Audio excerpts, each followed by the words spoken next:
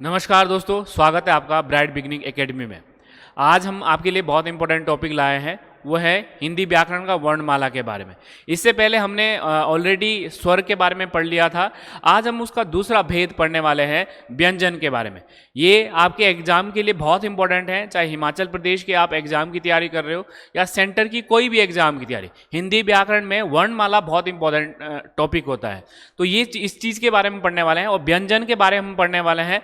तो आप इसको हम डिटेल में इसको कंप्लीट करने वाले हैं, हिंदी जो वर्णमाला है उस चीज़ के बारे में। तो हम व्यंजन के बारे में पढ़ने वाले हैं। व्यंजन के बारे में आपको ऑलरेडी थोड़ा बहुत पता भी होगा, उसी चीज़ के बारे में पढ़ने वाले हैं, ठीक है। तो पहले हम सारणी के आधार पर जानने की कोशिश करेंगे और फिर हम आगे डिटेल में डिस्कस करने वाले हैं, ठीक है। तो ये आपको इन चीज़ों के बारे में पता होना चाहिए। तो आप पहले तो आपको इस चीज़ के बारे में पता होना चाहिए कि व्यंजन क्या होता है, ठीक है। व्यंजन क्या होता है, स्वर के बारे में मैंने ऑलरेडी आपको बताया था। और आज हम पढ़ने वाले हैं व्यंजन के बारे में। व्यंजन क्या होता है? वह वर्ण जो स्वरों की सहायता से बोले जाते हैं, स्वरों की सहायता से बोले जाते हैं।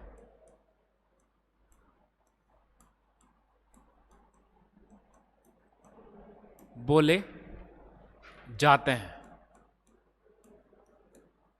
उसे क्या कहा जाता है? व्यंजन। जैसे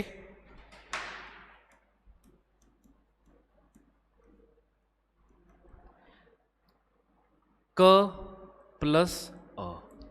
देखो, क तब तक पूर्ण नहीं है जब तक अ नहीं लगे, इसलिए क अपने आप में आधा है। वैसे ख हो जाएगा, ग हो जाएगा, जब तक अ नहीं लगेगा, यानी जब स्वर नहीं लगेंगे तब तक व्यंजन बन ही नहीं सकता। तो इस चीज के बारे में आपको पता होना चाहिए, ठीक है। तो ये भी इसमें हम ये भी पढ़ेंगे कि व्यंजन कितने प्रकार के होते हैं, या व्यंजन की कुल संख्या कितनी होती है, मूल संख्या कितनी है, उस चीज के बारे में। तो क्या करेंगे आप, पहले इसको स्पर्श व्यंजन के बारे में पढ़ेंगे आप। स्पर्श व्यंजन क्या होते हैं? स्पर्श व्यंजन के इर्द गिर्द सब कुछ घूमेगा, ठीक है। दूसरा पढ़ेंगे आप अंतस्थ व्यंजन। अंतस्थ व्यंजन कौन से होते हैं? ठीक है जी, ये आपको इसके बारे में पता होना चाहिए, ठीक है। फिर पूछा जाता है ऊष्म व्यंजन कौन से होते हैं, ठीक है जी। फिर पूछा जाता है संयुक्त व्यंजन कौन से होते हैं, संयुक्त व्यंजन कौन से होते हैं। फिर पूछा जाता है आपका कि द्विगुण कौन से होते हैं। तो इनके बारे में आपको पता होना चाहिए। पहला क्वेश्चन ये पूछे कि स्पर्श व्यंजन कुल कितने होते हैं, ये कितने होते हैं? 25। तो आप क्या करेंगे, क वर्ग, ठीक है, च वर्ग,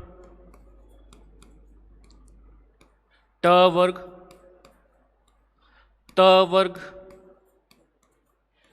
प वर्ग, ठीक है। तो क वर्ग और च वर्ग में फर्क क्या है, तो इसके बारे में आपको पता होना चाहिए। क वर्ग में क्या क्या आएगा वो सारी चीजें आपने देखनी है। क में कौन कौन से आएंगे? क, ख, ग, घ और आपका ये, ठीक है। और इसके अलावा च वर्ग में क्या आएगा? च, छ, ज, झ, य, ठीक है जी। ट वर्ग में क्या आ जाएंगे? ट, ठ, ड, ढ और अण, ठीक है जी। इसके बाद त वर्ग में क्या आ जाएंगे? त, थ, द, ध और न, ठीक है। प वर्ग में क्या आ जाएंगे? प, फ, ब, भ और आपका म। तो टोटल कितने हो जाएंगे ये, ठीक है। टोटल कितने हो जाएंगे ये आपके? 25, यानी 25 हो जाएंगे ये, ठीक है। फिर आएगा अंतस्थ। अंतस्थ कौन से हो जाए जी? य, र, ल और व, ठीक है जी। फिर ऊष्म पूछे जाएंगे श, जिसको आप पेट कर श बोलते हैं, स और ह। ठीक है जी। और संयुक्त में क्या आ जाएंगे? अक्ष, त्र, ज्ञ और श्र। ठीक है जी। और उष्म में क्या आ जाएंगे? ड, जिसमें आप ये बिंदु लगाते हैं। ठीक है जी। ये आपने याद रखना है। स्पर्श व्यंजन कितने होते हैं? 25। अंतस्थ कितने होते हैं? 4। ठीक है। उष्म कितने होते हैं? 4। ठीक है। संयुक्त कितने होते हैं? 4। ठीक है। द्विगुण कितने होते हैं? 2। ठीक है। तो ये आपने याद रखना है। अब इन्हीं को हम इसी चीज के बारे में आपको इसी में हम बताने वाले हैं, क्योंकि आपको बेटर पता चलेगा इसमें। ठीक है। आप अच्छे से पता चलेगा इसमें क्या करना है आपने। अब आपसे क्वेश्चन पूछा जाए, अगर आपसे एक क्वेश्चन पूछा जाए कि इनमें से स्पर्श संघर्षी व्यंजन कौन से है, नोट करना आपने। अगर आपसे क्वेश्चन ये पूछे कि इनमें से स्पर्श संघर्षी व्यंजन कौन से है, ठीक है जी। अगर आपसे ये पूछे तो स्पर्श संघर्षी जो व्यंजन है मैं इसी में ऐड कर रहा हूं, ठीक है, वो क्या हो जाएंगे आपके? ये 4। ठीक है। च, छ, ज, झ। ठीक है। अगर आपसे क्वेश्चन पूछे कि इसमें पंचमाक्षर कौन सा है, अनुनासिक भी बोलते हैं जिसको, तो कौन से हो जाएंगे आपके? ठीक है जी। तो मैं फिर से बोल रहा हूं, मैं लिख भी दे रहा हूं यहां पे। आप इनको क्या बोलते हैं? स्पर्श संघर्षी व्यंजन। ठीक है जी। च, छ, ज, झ। अगर पंचमाक्षर बोले आपको तो ये हो जाएंगे आपके पंचमाक्षर व्यंजन, जो लास्ट के आपके हैं। क्लियर? और अगर आपसे पूछे स्पर्श व्यंजन कौन से हैं, तो ये सारे हो गए। ये टोटल कितने हैं? 25। अगर आपको ये चीजें आ गई तो समझ लो वर्णमाला आपको आ गई। उच्चारण स्थान आगे, अल्प प्राण आगे, महाप्राण आगे, अघोष आगे, सघोष आगे, जिसको घोष भी बोलते हैं। तो अगर ये चीजें आ गई तो सब कुछ आ गया आपको। आपने 5वीं में पढ़ा होगा, ठीक है, 6ठी में भी पढ़ा होगा, 10th तक तो पढ़ा ही होगा इस चीज को। क्योंकि हम भूल जाते हैं कि जो पहले हम पढ़ाते तो हमको आते ही नहीं। जब हम बड़े हो जाते हैं, ग्रेजुएशन कर लेते हैं, तो हमें पता ही नहीं होता इस चीज के बारे में। तो इस चीज के बारे में आपको जानना बहुत जरूरी है, क्योंकि आपको ये रिपीट होगा जब आप जॉब की तैयारी करेंगे।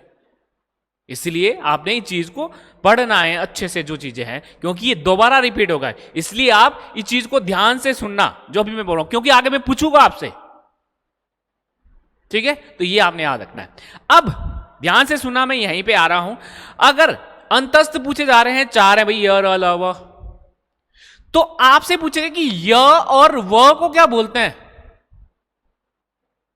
अगर आपसे क्वेश्चन पूछे कि य और व को ही कौन सा व्यंजन है, अब ये नहीं पूछ रहा हूं मैं कि अंतस्थ व्यंजन, ये तो दिख ही रहा आपको, बट इनको और क्या बोलते हैं? य और व को, सिर्फ 2 को।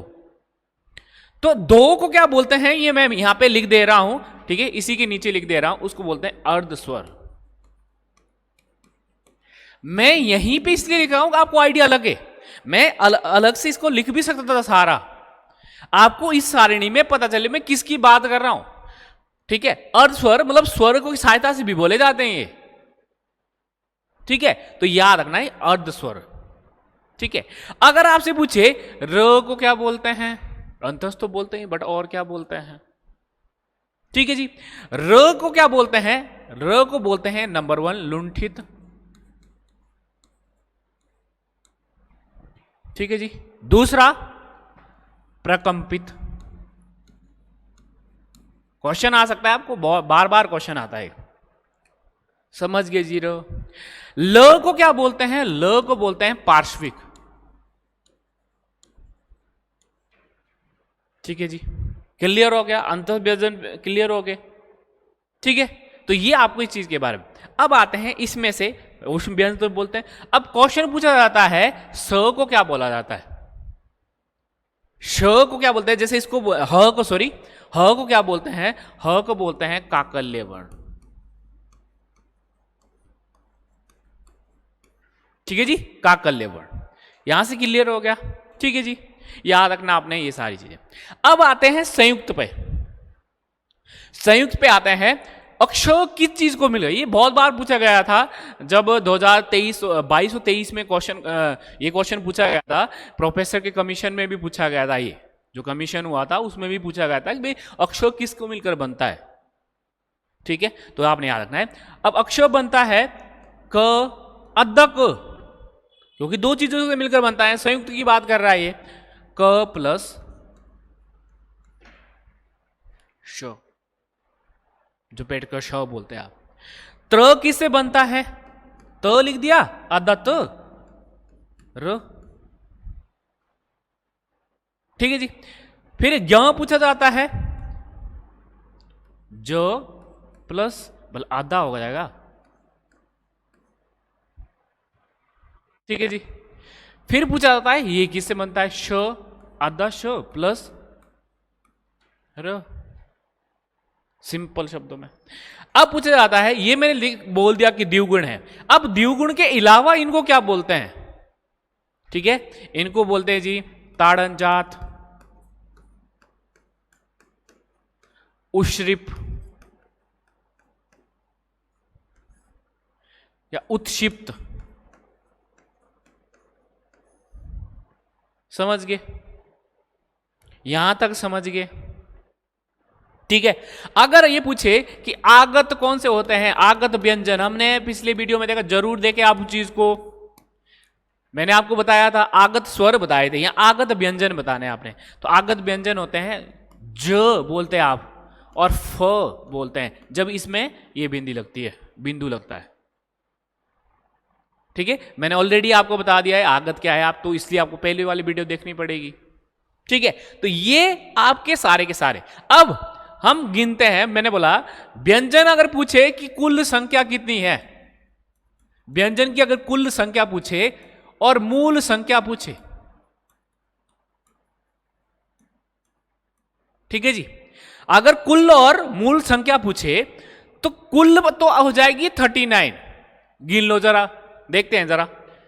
25 4 29, 29 4 33, 33 4 37, 37 2 39, तो ये हो गया 39 कुल। अब पूछे मूल, कि मूल कौन सी है? मूल है भाई 33। अब 33 कौन कौन सी? ये क्या हो जाएगी? 25 और 4 29 और 4 33, यानी कि स्पर्श व्यंजन आएंगे, अंतस्थ व्यंजन आ जाएंगे, औष्म व्यंजन आ जाएंगे मूल में।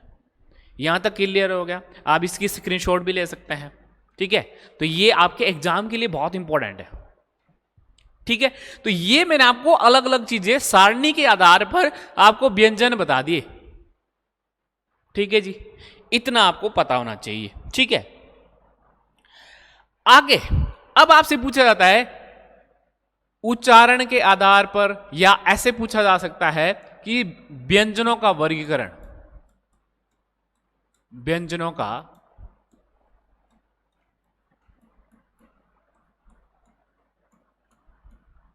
वर्गीकरण करो जरा।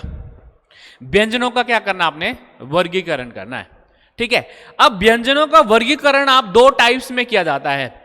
एक तो बोलते हैं कि वायु उच्चारण क्या है, श्वास वायु के आधार पर। क्वेश्चन है एक, इसके वर्गीकरण क्या करेंगे हम?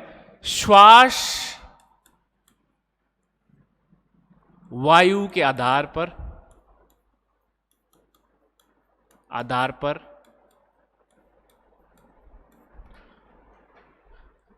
व्यंजनों का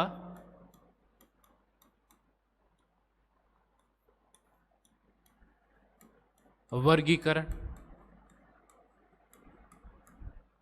या उच्चारण के आधार पर व्यंजनों का वर्गीकरण। ऐसा भी लिख सकते हैं आप, ऐसा नहीं है, आप लिख भी सकते हैं उच्चारण के आधार पर, के आधार पर व्यंजनों का वर्गीकरण। अब ये कितने टाइप के हैं? जो श्वास वायु, जब आप बोलते हो तो मुंह से जो हवा निकलती है उसके आधार पर बोल रहा है। ठीक है, तो क्या करेंगे हम, ये दो प्रकार की होती है, अल्पप्राण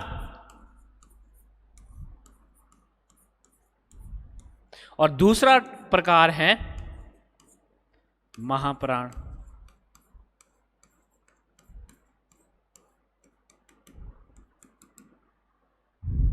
ठीक है जी, दो टाइप के होते हैं, किसके आधार पर, श्वास वायु के आधार पर, श्वास वायु के आधार पर। अब तो बारी है, अब तो मजा आएगा कि अब तो पता चलेगा आपको कि स्पर्श व्यंजन कौन से हैं। अब जो सारणी मैंने पीछे बताई, ये जो सारणी आपको याद होनी चाहिए, अब मैं वापिस थोड़ी लाऊंगा इसको। ठीक है, तो इसके आधार पर तो अगले का पता चलेगा ना। ठीक है, अब बताओ, अल्पप्राण का मतलब होता है जब श्वास वायु कम निकले, कम की बात कर रहा है ये, क्या निकले, श्वास वायु।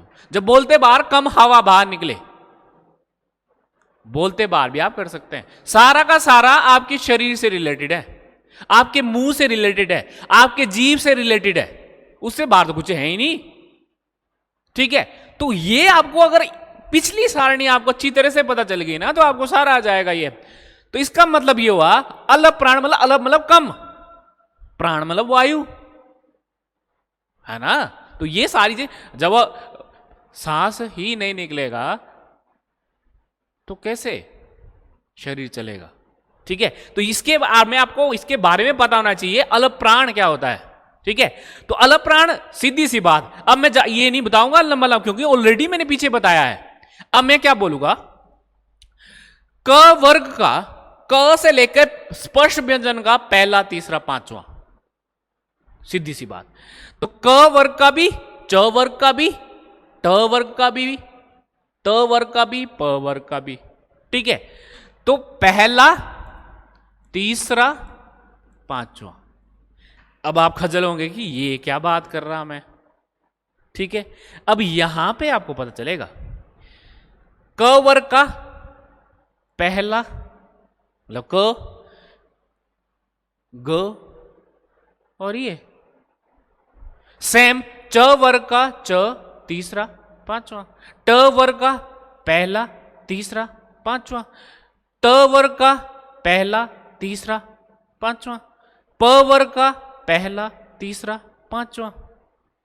ये समझ गए होंगे ना आप, वही तो मैं बात कर रहा हूं।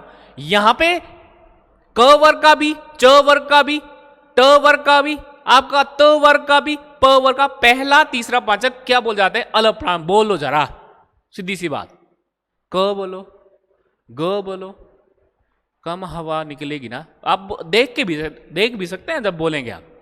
यहां तक क्लियर हो गया, सारे का बोल रहा हूं मैं, इसलिए मैं बहुत आराम से भी बता रहा हूं आपको कि ये अल्प प्राण में। अब अल्प प्राण में और क्या आएंगे, अल्प प्राण में और क्या आएंगे इसके अलावा। ठीक है, अब आएंगे जी अंतस्थ व्यंजन। वापी जाओ, अंतस्थ व्यंजन देखो आप, य र ल व। ठीक है, ये भी किस में आएंगे आपके, य र ल और व। क्लियर। ठीक है, इसके अलावा स्वर। अब स्वर तो आप जानते हैं, अगर स्वर आपको पता नहीं है तो आप पिछली वीडियो देख सकते हैं, वहां पे जाएं फिर देखें। स्वर कितने हैं ये भी मैंने बताया था, कुल कितने हैं ये भी बताया। जितने भी स्वर हैं वो अल्प प्राण है, सिंपल शब्दों में। ठीक है जी, कोई डाउट नहीं है ना, सीधी सी बात। अगला दूसरा पूछा है महाप्राण। महा बड़ा मतलब ज्यादा वायु निकले, वो क्या होता है, महाप्राण। अब महाप्राण, अब सीधी सी बात, वापिस जाते हैं वहीं पे। अब जो मैंने यहां पे गोल नहीं किए, देखो जरा, मैंने गोल नहीं किए, जो मैंने गोल नहीं किए वो सारे महाप्राण हैं। मतलब इसका ये हुआ दूसरा और चौथा, यही तो रहा, इनमें से वही तो गैप रहा। क वर्ग का भी, च वर्ग का भी, ट वर्ग का भी, त वर्ग का भी, प वर्ग का, दूसरा चौथा देखो, दूसरा चौथा देखो, दूसरा चौथा देखो। ठीक है, सीधी सी बात, सिंपल शब्दों में। ठीक है। तो जैसे मान लो मैंने ऊपर एग्जांपल दिया, यहां क्या लिखा मैंने, क वर्ग का लिख देता हूं जो आप कंफ्यूज नहीं होगा, क ग, ठीक है। और ये अब जो इसमें से छूट गया, जैसे ख और घ, यही तो छूटा। सेम च का भी फलाना फलाना जो भी। तो इसलिए मैंने क्या बोला कि आपको स्पर्श व्यंजन पता होना चाहिए, ठीक है। स्पर्श व्यंजन पता होना चाहिए तभी तो आपको पता चलेगा। अब तो इसके अलावा और कौन है, इसके अलावा आएगी आपके ऊष्म व्यंजन। ऊष्म व्यंजन कौन से वाला, श, पेट कर श, स, ह, यही तो है, लिखा ना मैंने यहां पीछे ऊष्म व्यंजन, ठीक है, याद होगा आपको, ठीक है। ये आपके महाप्राण हो जाएंगे और ये आपके अलप प्राण हो जाएंगे, ठीक है। यहां तक क्लियर, उम्मीद करता हूं कि यहां तक आपको समझ आ रहा होगा, ठीक है। अगला जाते हैं, अब व्यंजन के हो गए, ये तो हो गए श्वास वायु के आधार पर। अब है कंपन के आधार पर, कंपन के आधार पर व्यंजनों का वर्गीकरण।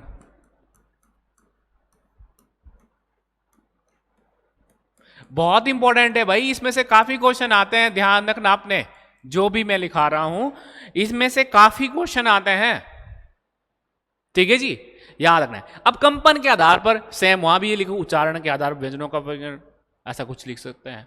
अब इसको भी दो टाइप में बांटेंगे आप, एक हो जाएगा अघोष, ठीक है जी, और एक हो जाएगा संघोष, जिसको आप घोष भी बोलते हैं,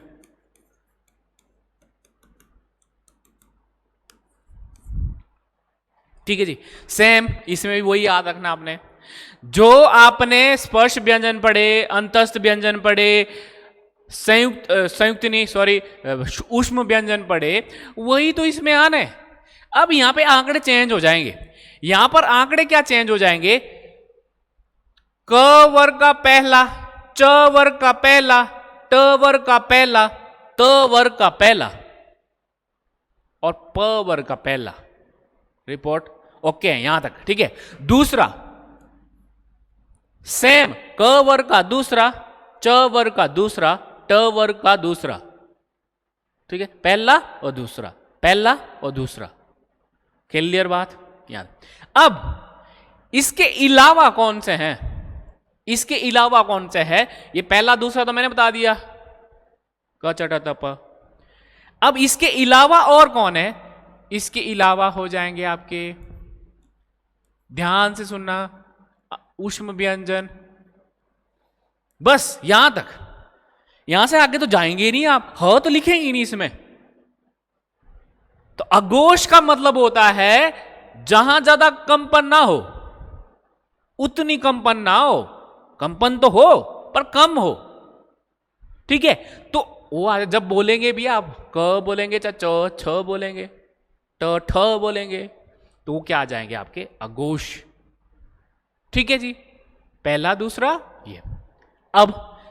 अब जो छूट गया लिखो जरा, जो छूट गया, अगर आपने ध्यान से पढ़ा होगा इस चीज को, ठीक है, इस चीज को आपको पता होगा, इसमें क्या आ जाएंगे भाई, तीसरा, चौथा, पांचवा, एक दो तो ऑलरेडी ऊपर आ गए ना, तीसरा चौथा पांचवा।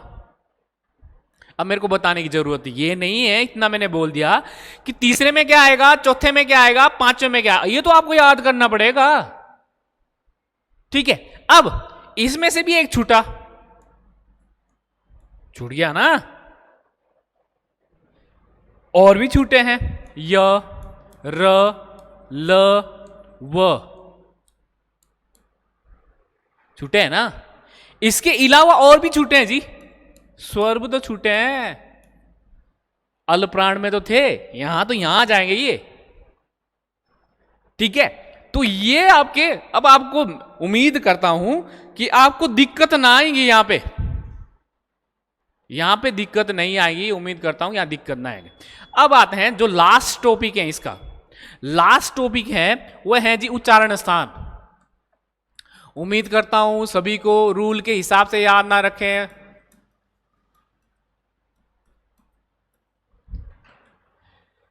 कईयों इसको बहुत ट्रिक लगाते हैं, मैं आपको ट्रिक नहीं बताने वाला आज, ठीक है। मैं आपको ट्रिक नहीं बताने वाला। कईयों ने अलग अलग ट्रिकें बनाई हैं उच्चारण स्थान। यहां मैं ऑथेंटिक बात करने वाला हूं, तथ्य पे बात करने वाला हूं, कैसे ये बनता है, कैसे उच्चारण स्थान बनता है, वो सारी की सारी चीज में इसमें पता चलेगी आपको, ठीक है। बहुत इंपॉर्टेंट लास्ट है ये, और वर्णमाला यहीं पे आपकी खत्म होगी। पहले तो लिखेंगे आप कंठ। कंठ से क्या बोला जाता है? मैं कंठे नहीं लिख रहा हूं क्योंकि संस्कृत में बोलते हैं, आप लिख भी सकते हैं, कोई दिक्कत नहीं है, कंठे भी आप लिख सकते हैं, ठीक है। उसके बाद है तालु, मूर्धन्य या मुर्दा जिसको आप बोलते हैं,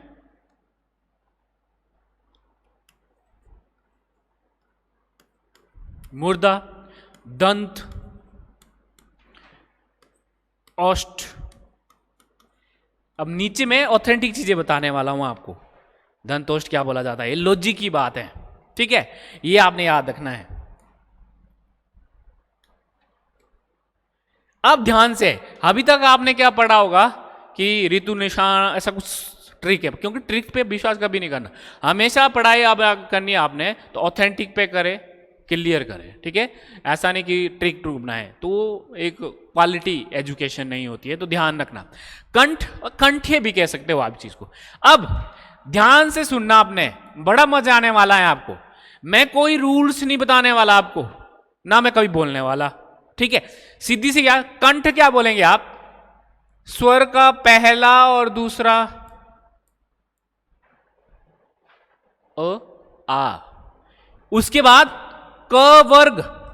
अब मैं ये नहीं बताऊंगा क वर्ग में क्या आता है, अब तो आप खुद बताएंगे, अब आप खुद पढ़ा सकते हैं, ठीक है। क वर्ग में क्या आएगा? इसके अलावा ह, अब मेरे को आप खुद ही बता सकते हैं ह को क्या बोलते हैं, ठीक है। मैं ह को एक अंदर का कुछ अलग बताया था, बाहर का कुछ और बताया, ये आप खुद सोच सकते हैं, तभी तो आएगा जब सोचेंगे, ठीक है। ह, इसके अलावा विसर्ग। अब पिछली वीडियो देखनी पड़ेगी, विसर्ग क्या होता है, ठीक है, क्या बोलते हैं विसर्ग को? तो विसर्ग में वैसे लिख देता हूं आपको, विसर्ग होता है जिसमें ये लगता है। ये कहां से बोले जाते हैं? कंठ या कंठे। अब कई लोग बोलेंगे कंठे तो लिखा नहीं है, क्योंकि संस्कृत में बोलते हैं, मैं बता भी तो रहा हूं आपको, ठीक है। फिर है तालु। कंठ यानी गले से क्या बोलते हैं? तालु, जो आपका तालु होता है, ठीक है। यहां से क्या कर देंगे, अब यहां के ना नीचे को सारणी बनाएंगे आप, सीधी सी बात, स्वरों की नीचे को, ठीक है। ई, बड़ी ई, अ, आ, ई। क्लियर बात? क वर्ग के बाद क्या आता है? च वर्ग, ठीक है जी। अब जो सबसे ज्यादा कंफ्यूज होते हैं वो यहां होते हैं, इसके बाद। अब ऐसा नहीं है तालु यहीं खत्म हो गया, तालु से तो और चीजें भी बोली जाती है ना, ठीक है।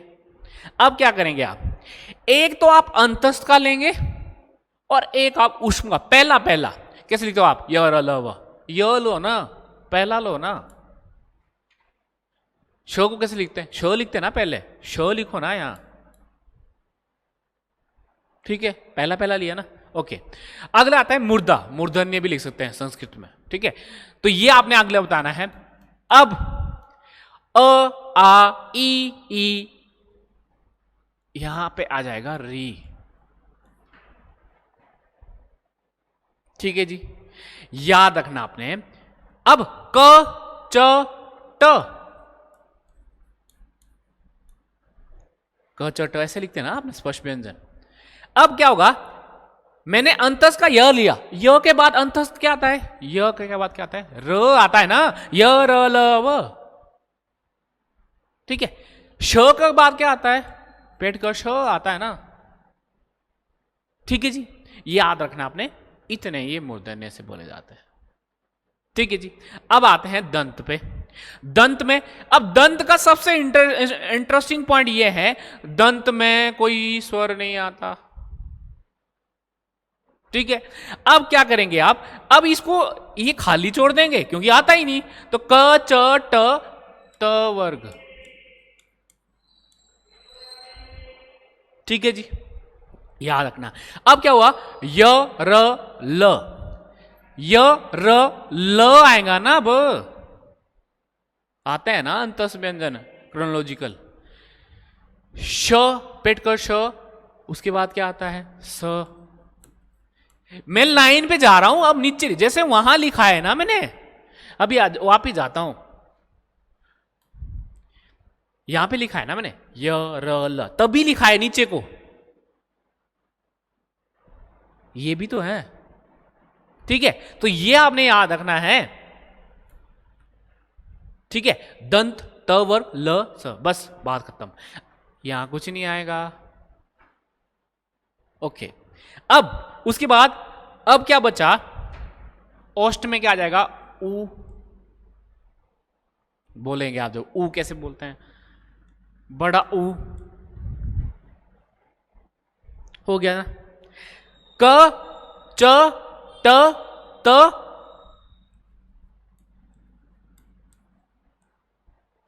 प वर्ग। अब य र ल व नहीं आएगा, जब आप बोलेंगे ना, मैंने बोला अर्ध स्वर, ये आएगा नहीं यहां पे।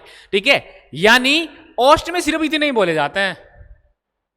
ठीक है जी, और स ऑलरेडी ऊपर लिख दिया मैंने, स के बाद जो ह आता है वो मैंने ऊपर लिख दिया, तो ये तो आएगा नहीं, मतलब इसने पीछा छोड़ दिया इसका, क्योंकि इसको साथ ही चाहिए था, तो अकेले तो ये भी नहीं रह सकता। ठीक है, तो ये आपने याद रखने हैं, इंपॉर्टेंट है। ठीक है जी, अब यहां पे नहीं आऊंगा मैं, ध्यान से सुनना आपने, यहां पे नहीं आऊंगा मैं। अब क्या होगा, मैं ये लिखने वाला नहीं हूं, क्योंकि मैं अब तथ्य पे बात करने वाला हूं, मैं तथ्य पे बात करने वाला हूं, ए और आई, तथ्य पे बात करने वाला हूं। अब तो मजा है, अब तो टर्निंग पॉइंट है। अब क्या है, ए जो बोला जाता है वो बोला जाता है अ प्लस ई से मिलकर बनता है। ठीक है जी, अब अ प्लस बड़ी ई से बनता है। अब आप खुद ही बता सकते हैं इसका आंसर क्या है। अ यहां पे दिख रहा होगा, ई यहां पे दिख रहा होगा,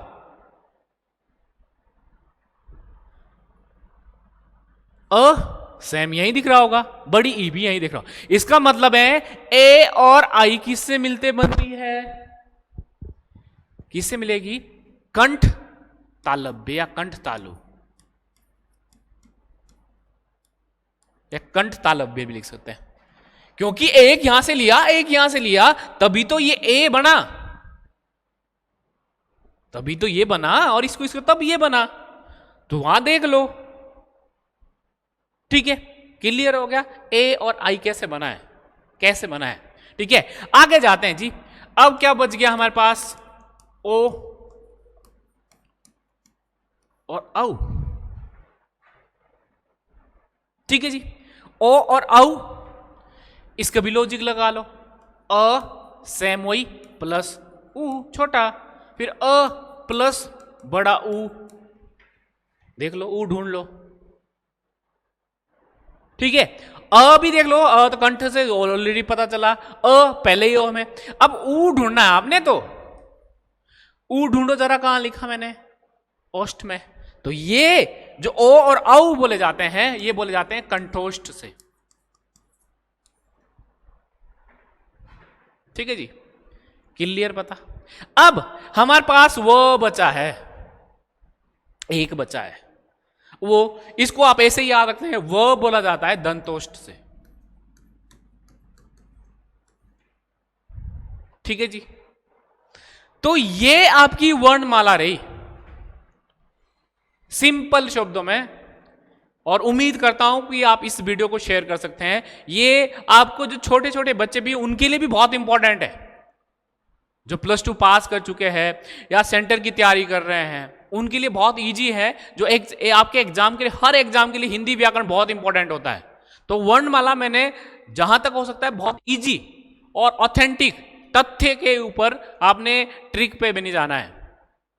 ठीक है, तो इस वीडियो को आप शेयर कर सकते हैं, क्योंकि उनके लिए भी फायदे के लिए हो जाएगी। ठीक है, और ये आपके आने वाले एग्जाम में जितने भी है हिंदी व्याकरण बहुत इंपॉर्टेंट रहने वाला है, जैसे होम गार्ड में तो 12 क्वेश्चन होम गार्ड में आएंगे अभी, ठीक है। और जो आपका पुलिस का भी होगा उसमें भी, और एसएससी जीडी जो एसएससी के जो पेपर होते हैं सेंटर में, वो भी बहुत इंपॉर्टेंट, उसमें हिंदी व्याकरण बहुत इंपॉर्टेंट है। तब तक के लिए धन्यवाद।